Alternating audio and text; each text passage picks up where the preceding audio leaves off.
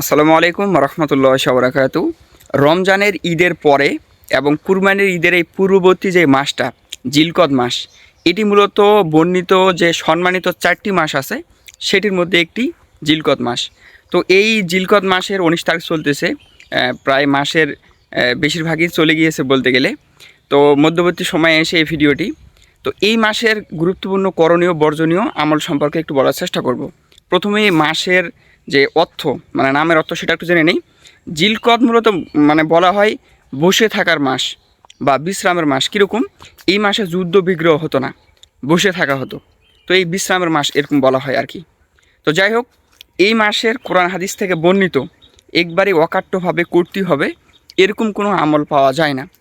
তো এই মাসে ওরকম কোনো আমল না পাওয়া গেলেও যেহেতু সম্মানিত মাস, আমরা যেটা করতে পারি, আমরা ভালো ভালো যেগুলো ছোট হ্যাবিট, অভ্যাস, সেগুলো আমরা করতে পারি। দেখা গেল যে প্রতিনিয়ত আমরা কোরআন তেলাওয়াত যারা করি, পাশাপাশি আমরা একটু অর্থ পড়ার চেষ্টা করলাম, হাদিস কয়েকটা যেগুলো প্রসিদ্ধ হাদিস সেগুলো একটু মুখস্থ করার চেষ্টা করলাম, ইসলামিক ভালো ভালো কাজগুলো করলাম, এরকম বিষয়াদিগুলো আমরা করতে পারি। আর বর্জনের ক্ষেত্রে যেটা করতে পারি, ক্ষুদ্র কোনো খারাপ বিষয় যদি হয় সেটা আমরা বর্জন করব।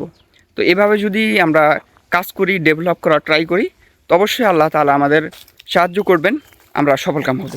তো এই ভিডিওতে এতটুকুই, দেখা হবে পরবর্তী ভিডিওতে ইনশাআল্লাহ। আসসালামু আলাইকুম।